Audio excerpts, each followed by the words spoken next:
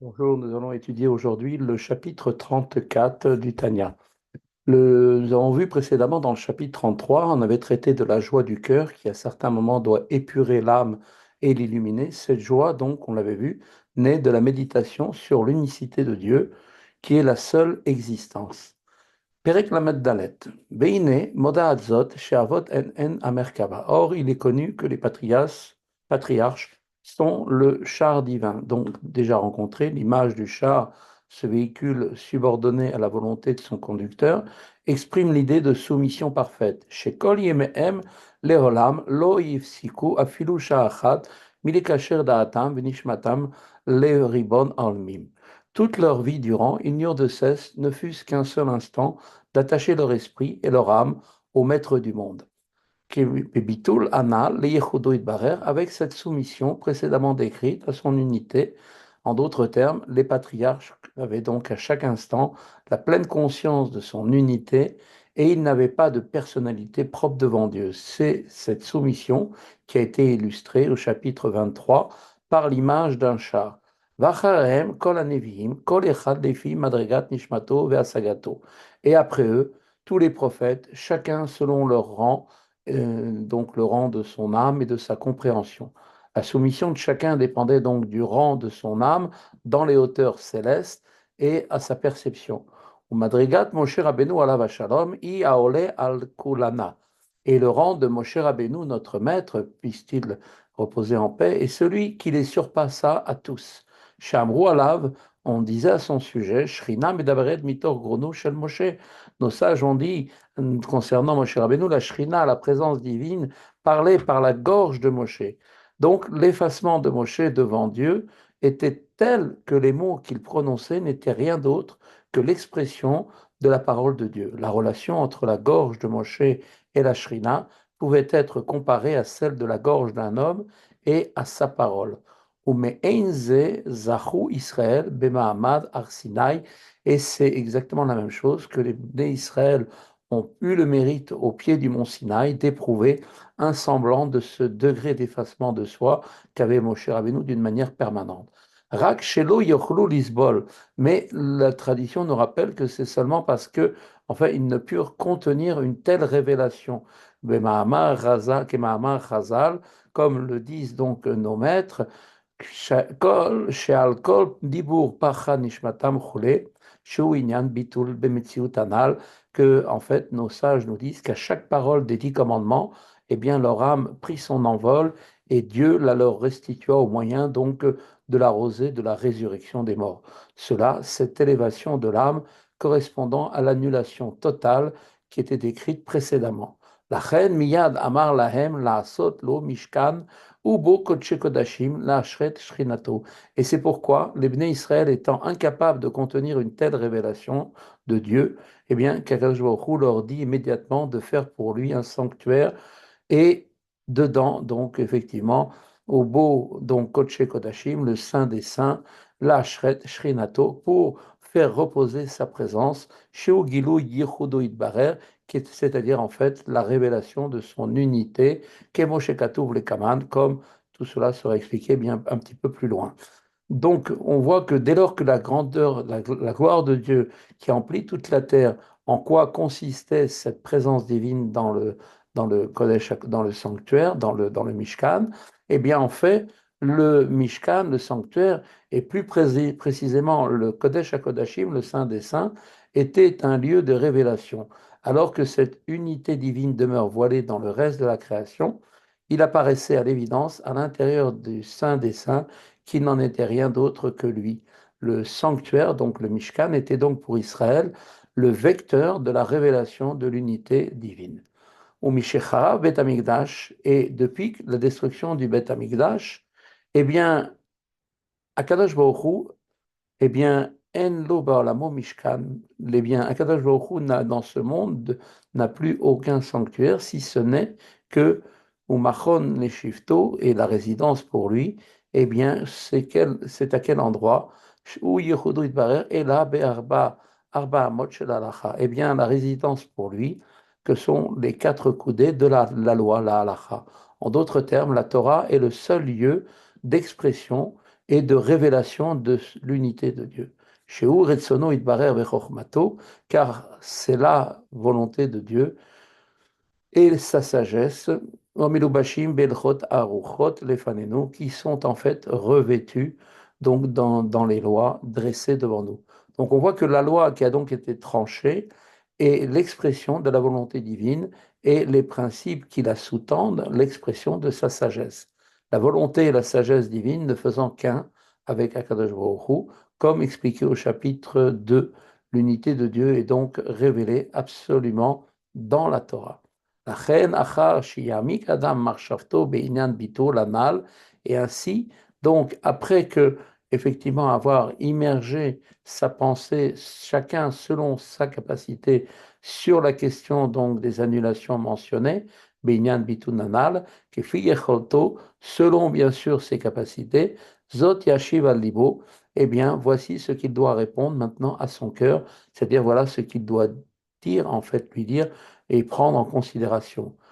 Ki mi yot katan sichli veshoresh nishmati me'echal me'achil liyot merkava ou mishkan liyechudu yitbarer be'emet amito.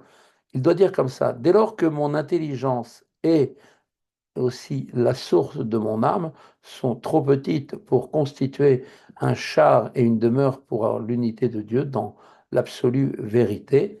Mais achar delit marshava delit fisav. Et car ma pensée ne peut en aucune façon saisir et appréhender donc le divin, mais au maseget boïd barer klal beklal shum asagat leolam, et à quelques degrés de perception de ce monde, mon âme ne peut appréhender Dieu. Velo shemes minahu me asagat avot ve'anevihim, et même ne serait-ce qu'un temps soit peu de ce qu'ont pu percevoir les patriarches et les prophètes, qui, par leur perception de Dieu, constituèrent un char et une demeure pour son unité. Il zot aselo mishkan ou machon et shifto.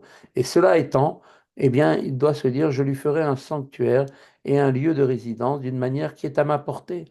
Ou esek betalmud Torah, kefi apnai sheli, bekviut etim beyom balayla. Par quoi? Eh bien, par le fait de se consacrer à l'étude de la Torah, suivant mon temps libre, en fixant des moments dans la journée et dans la nuit. Kedat anetina lechol echad ve'echad, be'alachot talmud Torah, conformément à la loi qui a été donnée et à tout un chacun, et qui a donc été énoncée dans les lois relatives à l'étude de la Torah. Kemahama Razal, comme conformément à l'enseignement de nos maîtres, à Filou Perek Echad Shachid Choulé, même un chapitre le matin et un chapitre le soir, eh bien, cela suffit à l'accomplissement donc du commandement de méditer donc la Torah jour et nuit, pour qui n'a pas la possibilité de s'y consacrer davantage, préoccupé par ses affaires professionnelles. Par là, il se dira, je constituerai moi aussi un lieu de résidence pour le divin. Au Bezeyismach libo veyagil, et pour cela son cœur se réjouira, il jubilera. Veiten oda al chelko besimcha vetov levav. Et donc à ce moment-là, il adressera pour sa part un remerciement à Dieu avec joie et un cœur enthousiaste. Al shezachaliot ushpi zichen legvura pa'amim bechol yom kefi aet ve'apnai shelo kemasat yado asher yachiv Hashem lo, qui est en fait, il remerciera Dieu d'avoir mérité d'être un hôte pour Akadosh Baruch Hu par l'étude de la Torah, donnée par la bouche de Dieu, le Tout-Puissant, 2 fois par jour, selon le temps libre qu'il a à sa disposition pour l'étude, selon la possibilité que Dieu lui a attribuée. Voilà, c'est ici que s'arrête la première partie donc de ce chapitre, et nous allons commencer maintenant la deuxième partie. ואם ירחיב השם לו עוד, אזי תאור ידיים יוסיף אומץ ומחשבה טובה וכולי. Et il réfléchit et décide que si Dieu lui donne encore plus de largesse et de temps donc pour l'étude, alors celui qui a les mains pour pur redoublera de détermination, c'est-à-dire qu'il dévouera le temps supplémentaire qui lui est alloué à l'étude de la Torah, et dès lors, la bonne pensée, eh bien Dieu, comme on le sait, l'associe à un acte effectif.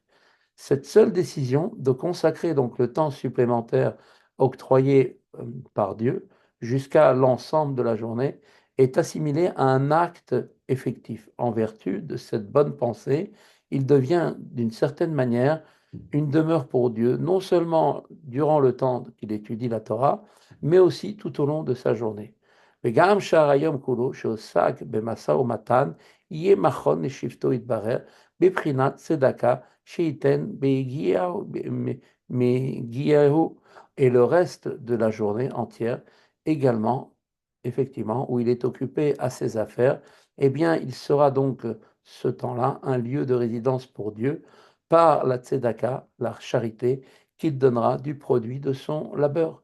Shehi midotav shel HaKadosh Baruch Hu, laquelle charité, comme on le sait, est un des attributs de Dieu, et donc que l'on est en joint d'imiter selon la parole de nos sages, nous dit comme ça, Ma'u rachum chole, Kemo Jekatu Betikonim Chesed Deora Yemina.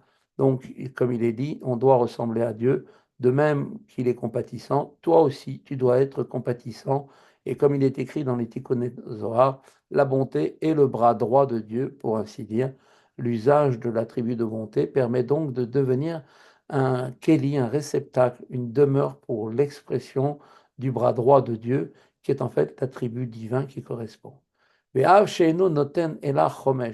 Et bien que cette personne ne donne à la charité qu'un cinquième de ses gains, le cinquième correspond donc à la mesure qui doit donc au plus être consacrée à la charité, il équivaut donc a priori à un cinquième de son temps de travail, comme toute sa journée de travail constituée aussi des quatre autres cinquièmes, eh bien, deviennent eux aussi à son tour, à leur tour, donc un lieu de résidence pour la présence divine.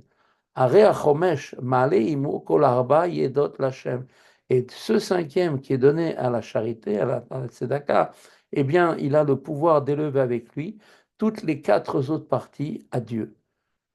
Liyot machon shifto et barer, pour qu'elles deviennent ces quatre autres parties aussi un lieu de résidence pour lui. Kenoda Mahamar Razal, comme il est connu, ce que on dit nos sages, chez Mizvat Tzedaka, Shakul Keneget Kol HaKorbanot, que, à savoir que le précepte de la Tzedaka, la charité, est équivalent à tous les sacrifices. Ubekorbanot, Aya Kol Achai Ole Lashem Aliede Behema Achat. Or, comme on le sait, concernant les sacrifices, tout le règne animal était élevé vers Dieu par l'offrande, par le sacrifice d'un seul animal. Et donc, tout le règne, Vechol Atzomeach Aliede Isaron Solet, Echad Balul Beshemen, et tout le règne végétal était élevé par l'offrande d'un dixième de mesure de fine farine mélangée avec de l'huile. Eh bien, il en va exactement de même pour la charité. Tout le travail de la journée se trouve élevé par le don d'un cinquième consacré à la charité. ומלבד זה, הרי בשעת התורה והתפילה עולה לשם כל מה שאכל ושתה ונהנה מארבע ידות לבריות גופו, כמו שכתוב לקמן. Et en plus de ça, tout ce qu'il a consommé et bu, et ce dont il a profité des quatre autres cinquièmes pour la santé de son corps, eh bien maintenant va se trouver élevé vers Dieu au moment de l'étude de la Torah et de la prière, comme nous l'expliquerons un peu plus loin.